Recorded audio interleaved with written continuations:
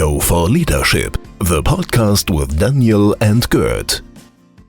So, hello and welcome to today's episode of the Go for Leadership podcast. I'm very pleased to welcome today Blair Sheppard.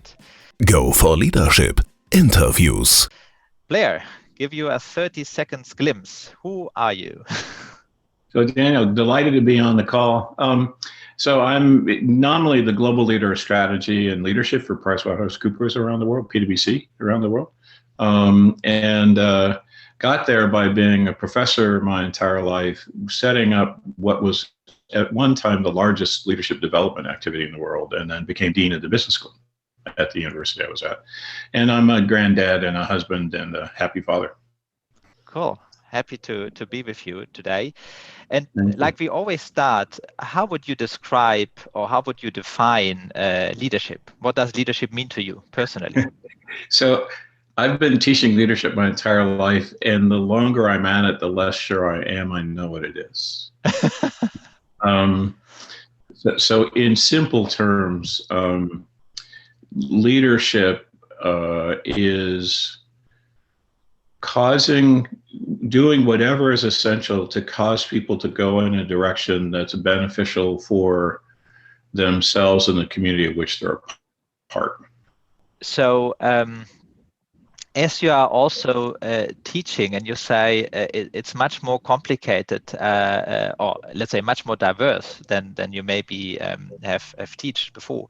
So how did leadership and the definition of it evolve throughout your life? So do you think that you have defined leadership before differently than now? So essentially, if you think about where leadership started as a construct, it started two places, right? It started in kind of the management literature and management theory around how do you get people to do what you want them to do. It was essentially leadership as persuasion, right? Mm-hmm. And it started in kind of the political science or public policy literature as what does it take to be an effective political character, right? Mm-hmm. Those merged, I guess, about 30 years ago. We started writing the same thing. But the issue in part, and this is why I say I'm less and less sure, the challenge of the persuasion model is it doesn't ask the question, am I taking you places you should go or not, right?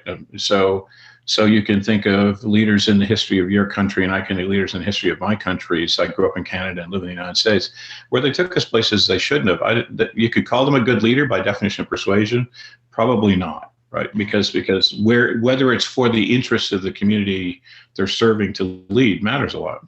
In the political sphere, the challenge with the work there is essentially it doesn't entail kind of vision enough. It's more about how you get aggregations of people to go somewhere. Right, work on things like look at the dance from the balcony is a perspective on vision, but there's not enough of how do you decide of the future you're trying to co-create with people. And so in part, I think the reason I say I'm less sure every year is that the starting premises behind leadership were incomplete. And therefore, we need to make them richer, more interesting. And I would add, so just that's enough for now. Yeah, mm-hmm. We'll do more later. So I think that's a very interesting perspective, and normally I would ask now, and I'm asking you, can you describe a perfect leader or a role model of a leader in your view? Are there? So I think the challenge is that different contexts require different leaders. Mm-hmm. Right. So just a real example, what we needed in COVID mm-hmm. isn't what we needed in different time periods. What we needed after the Second World War is not what we need now. What we need in leading a startup is not the same as we need in leading a $50 billion enterprise. They're just different. They're different contexts. And so there are characteristics they share in common. All great leaders share in common, right? Simple things like they're self-aware. They probably have some pretty serious empathy. They're values-based. But when you unpack that and then say what else do they share in common, context matters, right? And context at two levels, both the particular circumstance the leader's leading in, but also the world we're in at a given point in time. So the argument I would make right now is we need a radically different kind of leader today than we did 20 years ago. But because the times are different. I like, and I think that's a complete new picture that we have never discussed in before's episode is, of course, yes, there are different definitions, but of course there are also different styles and types of leaders, and you require difference in different settings and situations.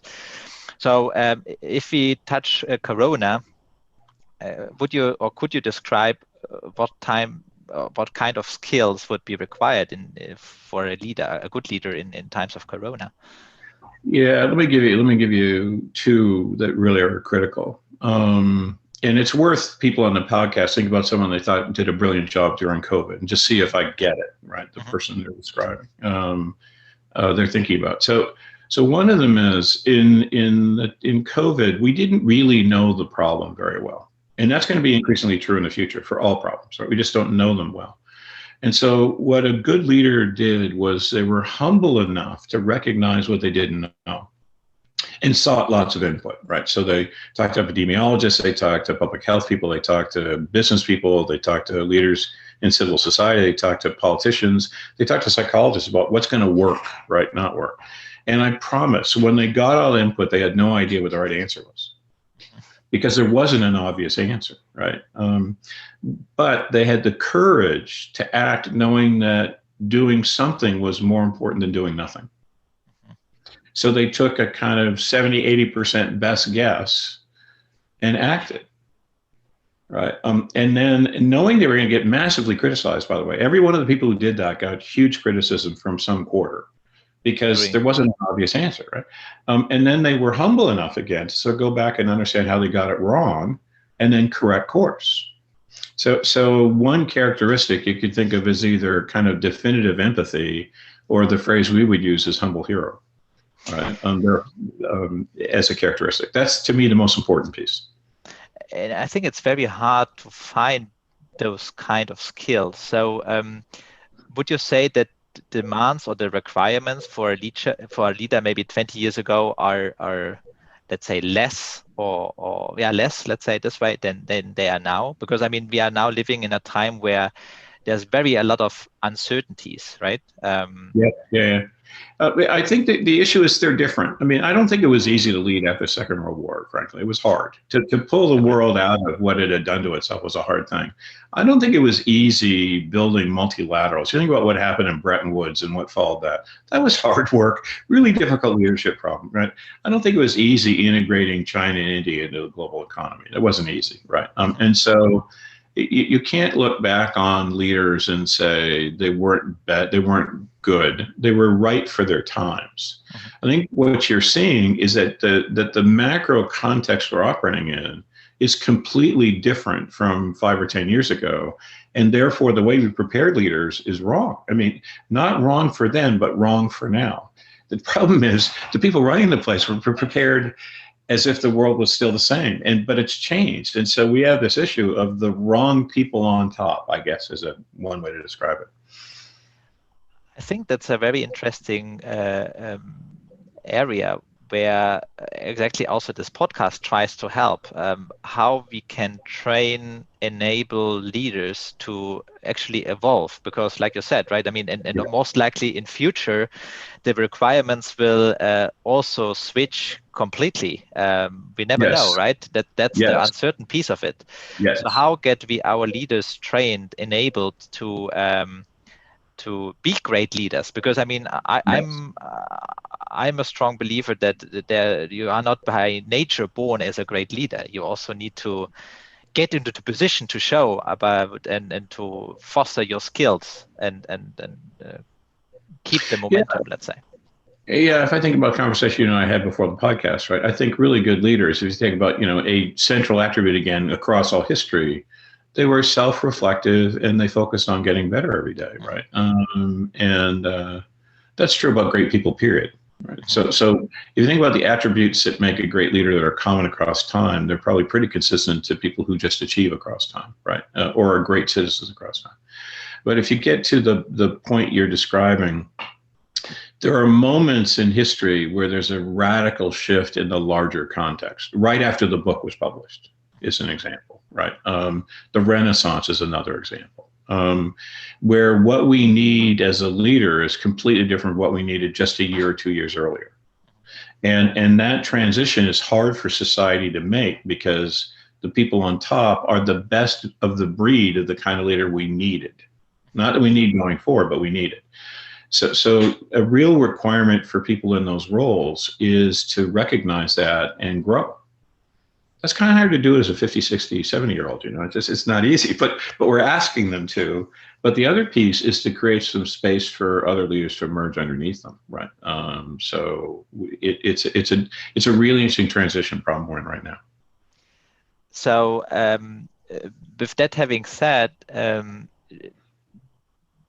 mean, do you think it is possible to transform your style completely and, let's say, transform yourself? I mean, in particular, of course, if you are already adult and you have a certain, let's say, style and a certain life done, but do you think that it's really possible to change your style completely? I don't know that you can change your style. I mean, I talk like I talk. That's not going to stop, right? I dress the way I dress. I could change it, but I wouldn't feel very comfortable, right? And so if you think about style, we kind of overemphasize the word style too much in leadership, right? Because you can be effective as a leader and be very, very, very different stylistically, right? I mean, there's this interesting statistic that more corporate CEOs are introverts than extroverts, even though the CEO's job is an extrovert's job. The reason is they have to, the introvert will go back and reflect occasionally, so to say. So what's this all about, right? Where the extrovert just stays in the moment with people. That's a style change for an introvert, big style change, but they still are introverted, right? They're not going to stop being introverted. So I think the important point is you need to adapt the things you have to adapt. And in some ways it's your focus, it's your frame, it's your operating method even more than your operating style that you have to change. And I think clearly people can, and we have no choice, by the way, because so I'll give you a simple example, right? A leader today has to be a technology savvy humanist. The reason is if you don't understand technology, you're irrelevant. And if you don't know what technology is doing to people, you cause harm. Give you tons of examples. What just happened in the U.S. Congress is an example of technology causing harm, right? And it's all over the world, right? So you need to have both of those things. Now, if you think about college, universities, right? Most people through university became electrical engineers or PhD in biologists. They became technologists, or they became political scientists, sociologists, psychologists, management people, right? They weren't both. Well, too bad. You got to be both. And so can a 60-year-old learn how to do what you and I are doing and learn how AI works? Of course it can, right? Can a person who's a technologist teach themselves how to be a really great humanist? Of course it can. I think Bill Gates is a great example of that, right? Who was a real techie geek who became a pretty serious student of human behavior and political systems. And so, of course you can do it. And you just have to decide you have to. You have to be self-aware enough and contextually aware enough to know that what you're now doing won't work. Yeah, and I think the percentage, and maybe you know that best, I'm sure that there are studies out there about leaders that are adaptable, and of course leaders that maybe fail because they have not been evolved. Yeah. Can you give a glimpse on those? There's lots of work on adaptive leadership, right? And it's generally conclusive that adaptive leadership is essential. I think there's an important point there. I'll go back to context. For 30, 40 years, up until about 5 years ago, the world was in a pretty comfortable state of equilibrium. We didn't really need adaptive leaders. We needed good leaders for that moment. The world's in a pretty serious set of changes right now, and has some pretty massive threats. I mean, existential threats that will become increasingly dynamic over time and increasingly interdependent. We need a different kind of leader today, right? Will that settle down and achieve equilibrium again? Your guess is as good as mine. It usually does. There's usually cycles, but I don't know this time, actually, because we keep compounding our capability, right? Moore's law keeps applying in different contexts. But now is the moment we need a different kind of leader. And so I wouldn't say that adaptive leadership is universally good. Back to my point, which is context matters. Two kinds, though. What's going on in the world at large, and therefore we need of leaders in general, and what's happening in the particular circumstance you're trying to lead in the moment. Because there are moments of equilibrium going on now where we need a very stable, traditional kind of hierarchical leader than we've always needed. So, I mean, I hate to generalize, but of course, as you have a global role and global responsibility, I'm sure you have been in many different societies and contexts, and as well as countries.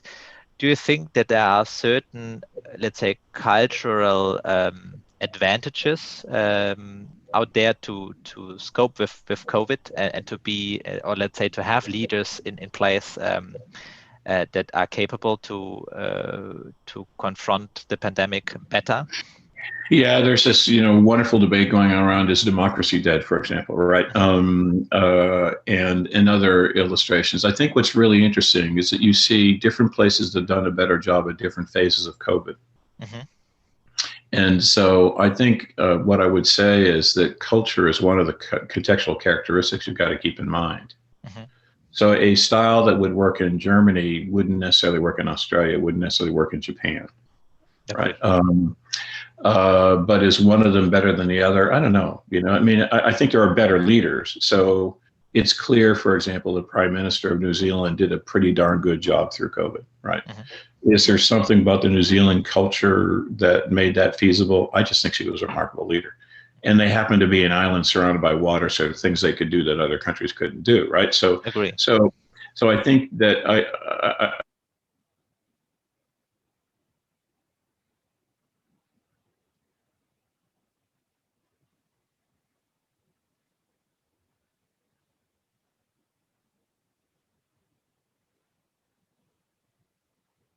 know that China's no better than the US is no better than Germany. They're different contexts. I think that too, but of course, I think by being part of different societies and having big different, let's say, learnings, you evolve. That's my strong belief into a better leader, a more balanced leader. For example, I was listening to some great leaders that have the opinion.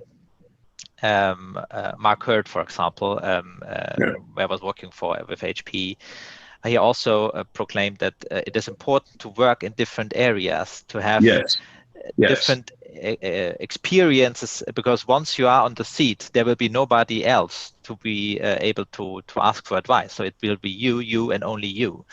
And to be in that position that everybody looks at you, well, what we are doing now, right? COVID, full uncertainty, tell us what to do. I think that it's very important to have a very broad picture before, and this helps you to make better decisions, I believe. Yeah, so I do think that breadth of exposure to lots of different classes of problem and lots of different cultural contexts and lots of different contexts is really valuable in developing a leader. I think it's absolutely true. We used to have this notion, what I did do was go live in another country. You may not have to, but you sure have to work with a bunch of them, right? It's really important if you go back to my argument about technology savvy humanists. If you're really good at managing people, you better spend some time with some geeks, right? If you're really good at managing technology, you better spend some time with some world-class politicians, right? So essentially, and it comes back to an important point in today's world, which is there are things that you have to do well that feel mutually contradictory. And most of us will be good at one side of it because it's a thing we know, we like, we enjoy, right? The problem is being bad at the complement is a real Achilles heel. So go back to humble hero for a minute, right? If you're not humble, you won't seek enough input and you'll misspecify the problem. If you're not heroic, you won't take a decision and you'll waffle. And I can promise you that on this call, everyone on this call will say, I know someone who waffled during COVID and actually made the situation worse. And I know someone who had insufficient humility and made the situation worse. You got to do both things, right? There's a really cool book called Range that talks about why is Roger Federer such a great tennis player, right? And the answer is he's bad at nothing. That's a very different view of leadership, by the way, right? Now, historically, in the age that I developed leaders in primarily through my career, the argument we would make is play to strength. Mm-hmm. You know, using the tennis analogy, you got a great backhand, really run around and hit your backhand, right? Turns out in today's world, mitigate weakness. Very different theory, right? And why? Because we're in a world which is more dynamic, coming at you faster and more ambiguous. And therefore, any weakness is a serious Achilles heel in that world against particular dilemmas, not everything, but the ones that at least I'd specify 6, but others would have their own view. That's a different requirement, and therefore it's even more important to have a broad range of experience in today's world than historically. I mean, it at least helps, right, to bring a lot of stuff into perspective. Yeah. But I think also a great leader is nothing, of course, with a great team. So exactly. And the great team, of course, enriches the perspective and also, and maybe it's a great idea, right, to support maybe the weaknesses that you have as a leader.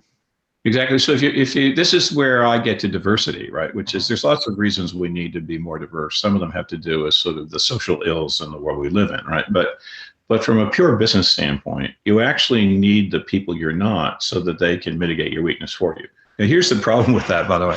Okay. Turns out we're bad at something because we're not interested in it. If you liked it and you cared about it, you'd be good at it, right?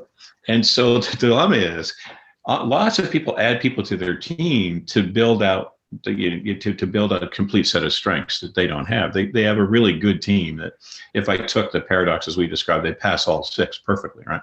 But they don't really care about that thing, so they don't use the person right. It does no good to have a diverse team if you don't use the diversity. So think of it in the following way. It's kind of an odd phrase. You've got to love the thing you hate. I like that, and I think it's completely true if you reflect the different situations that I have been in, because we are all human beings. We like it or we don't like it to accept, but we are, and of course we just want to do the things that we like and love, right? That's just so let me give you another example. So one of the things we talk about is high integrity politician, right? A small p, not big P, right?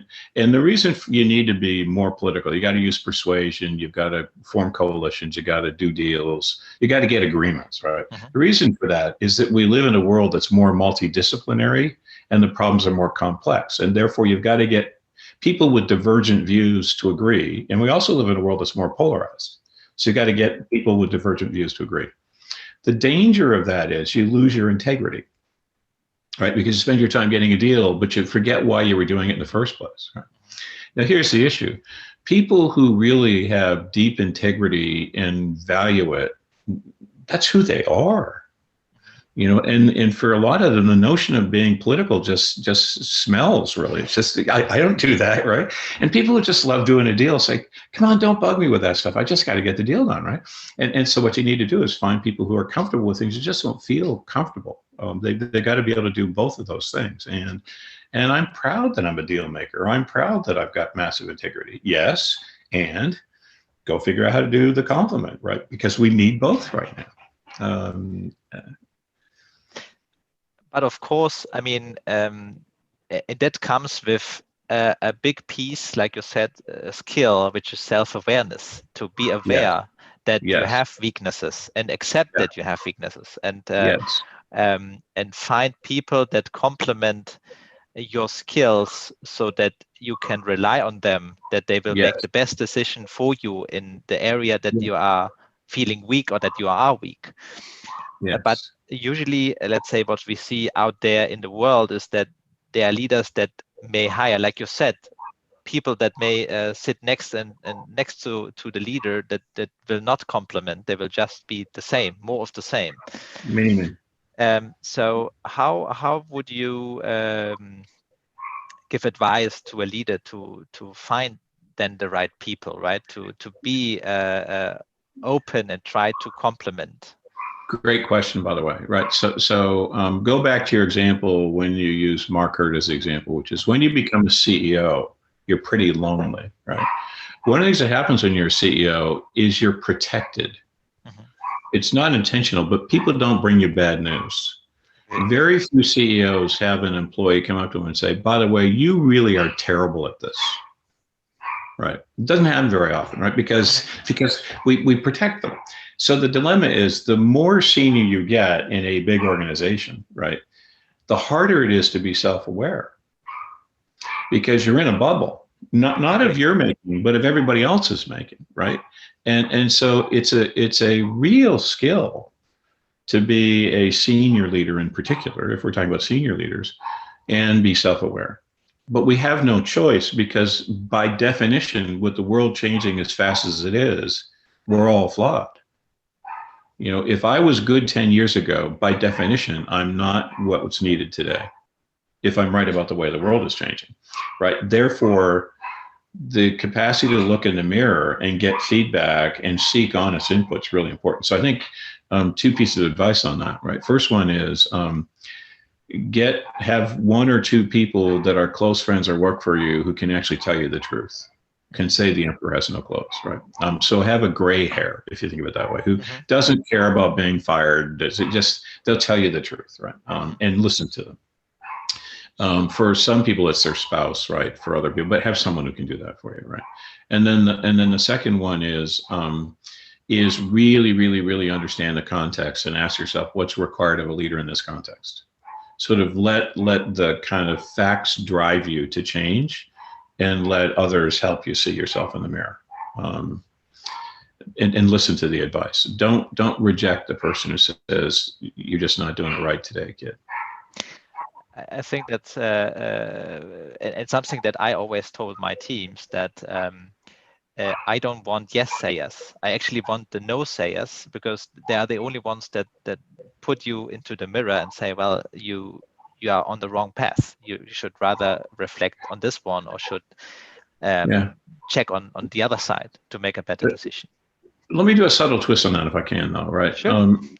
There are naysayers who are just negative, and they destroy teams, right? What you're really saying is, I want people who are honest. You're right. That's really simple. And language matters in this case, right? So and actually one of the dangers is leaders evoke honesty or not, by the way. Right. And this is in a world as dynamic as ours, another general attribute, the more you behave in a way where people can tell you the truth with impunity, the better off you're going to be. The more you punish them for telling you the truth, the worse you're going to do in today's world, because the world is very different every single day. And so honesty is a big deal, both ways, by the way. Both ways. And I think, always my saying was, trust is the kid between human beings. And trust comes from reliability, openness, and being, let's say, direct, giving honest feedback without having or being afraid of any consequence. Yeah. And this is actually a gift, to have people around you that be open and be honest with yourself. Exactly. And by the way, efficiently, right? Because one of the things you can't afford in today's world is to spend all your time having biscuits and coffee or tea or beer, whatever your favorite thing is, and talking about stuff. You've got to be efficiently open with each other, because you got to move fast as well, right? But also take this feedback, let's say, and translate it in actions, because at the end, it's not that much important to absorb, let's say, all the feedback, and then there's no output. So there needs to happening something. There needs to be an adoption process. You have to be different and do different as a result of the feedback you have. Exactly. Or else why bother? So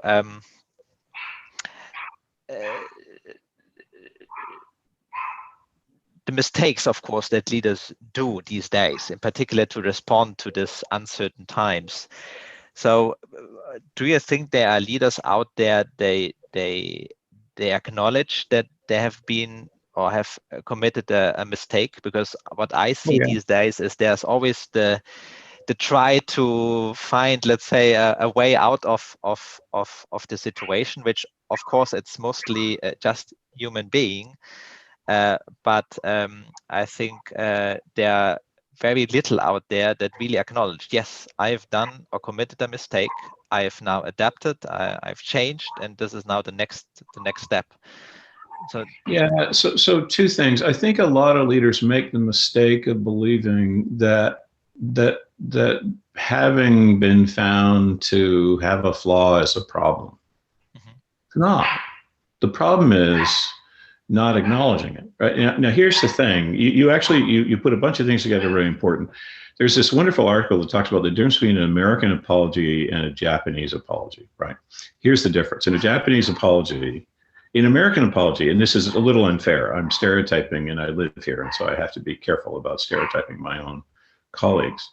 But generally, it is. I'm sorry it happened, and I really am sorry that I'm feeling uncomfortable about you being unhappy. Right?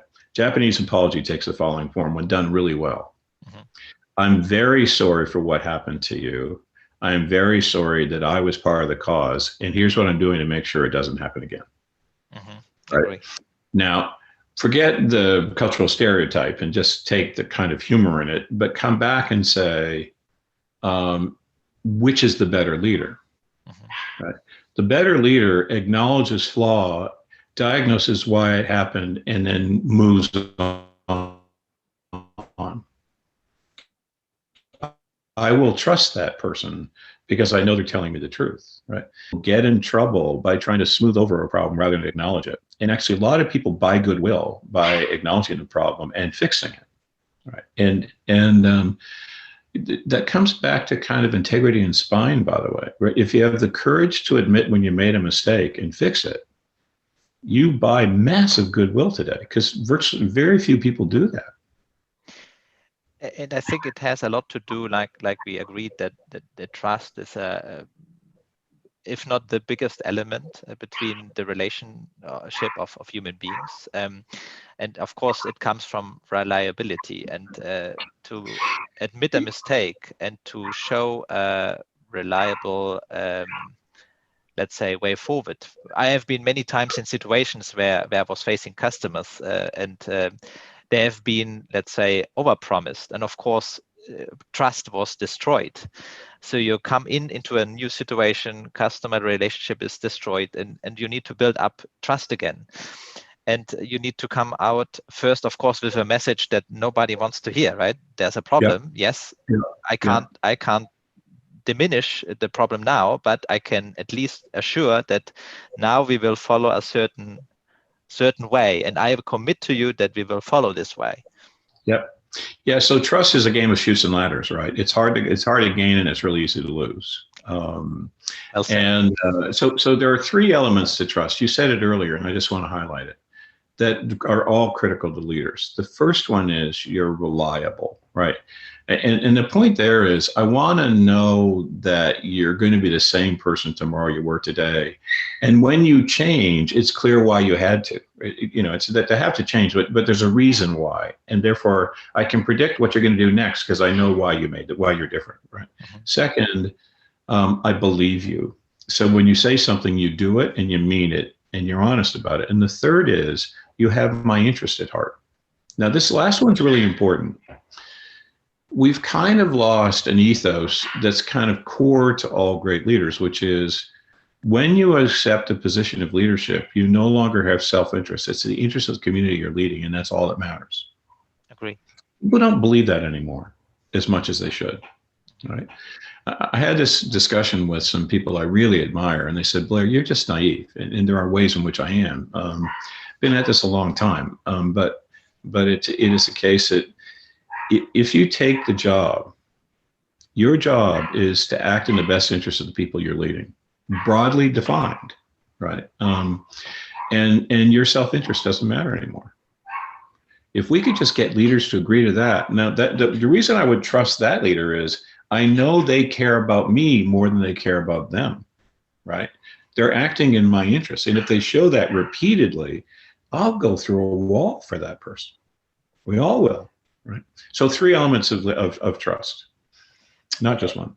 Yeah. I agree. And I mean, I had one leader that once told me right at the beginning of my career that you as project manager, you're the only one that is capable to say no, right? I mean, if there's a new demand coming in, it's not your team, it's you that needs to say no.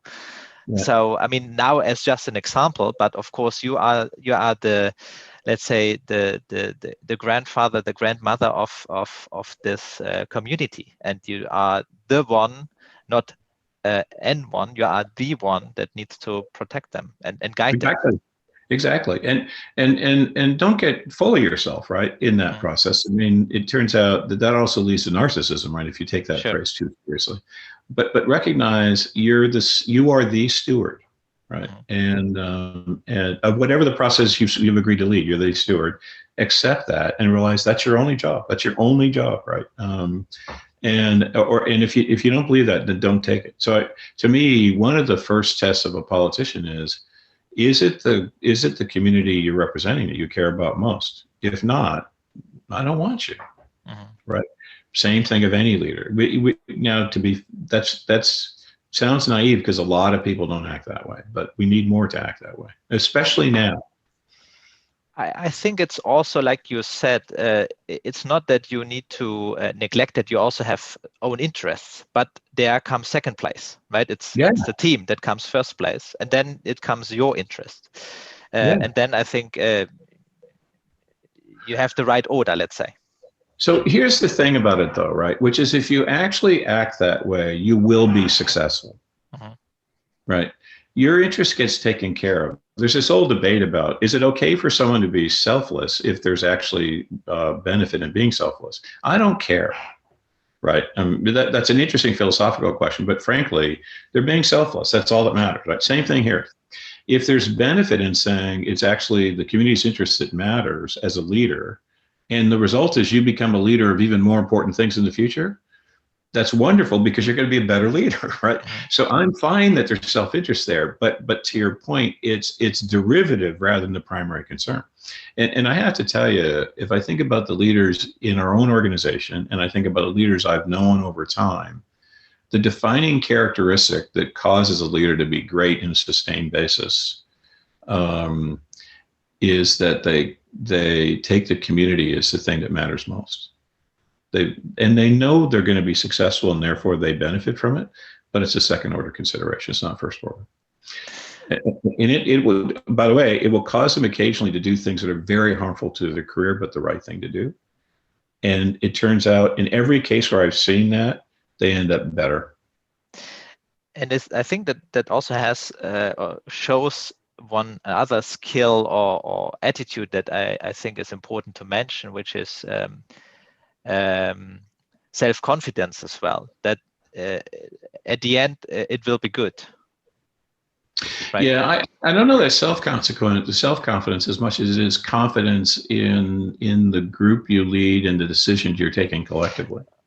Back to the point, right? You're leading. You're not doing it on your own. You're leading, right? And so if you don't love the place you're leading, then don't lead it, right? If you don't believe in the strategy you've created, then don't lead it. If you don't, and so in part, you have to test all those things consistently and hold to it, because it's impossible to be selfless in a case where you don't like the people you're leading. It's impossible to be persuasive and adaptive if you don't believe in the strategy in the first place, right? And so you better be sure of the things you've co-created with your team and the body you lead, and confident in those. But again, you better be humble, because in today's world, part of it's wrong, right? By definition, because we're entering a world we've never seen before.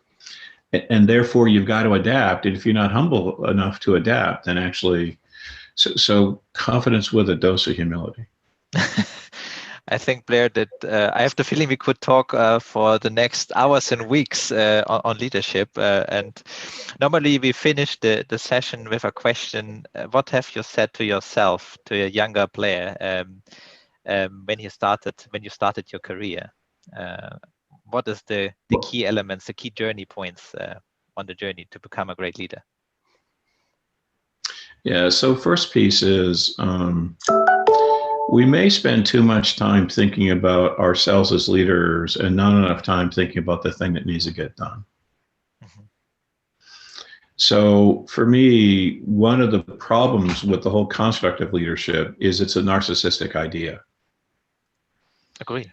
And so I think what I would say to anyone starting out is focus on the things that really matter and do something about it, and leadership will follow. Mm-hmm.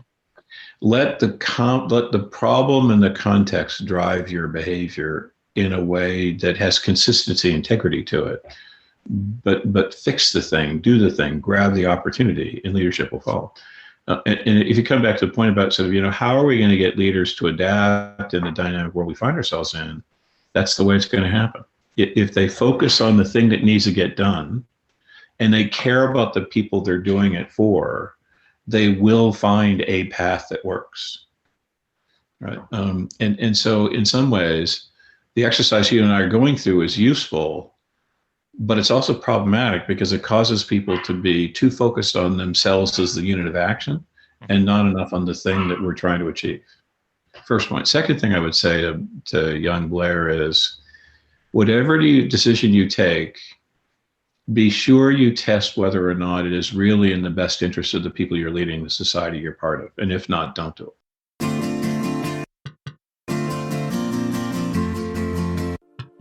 Go for Leadership, the podcast with Daniel and Gert. I love it, Blair. Thank you so much for being our guest today. Thank you. It was fun. I love the questions. It's good to see you, and good luck with what you're doing. Perfect. Go for Leadership, the podcast.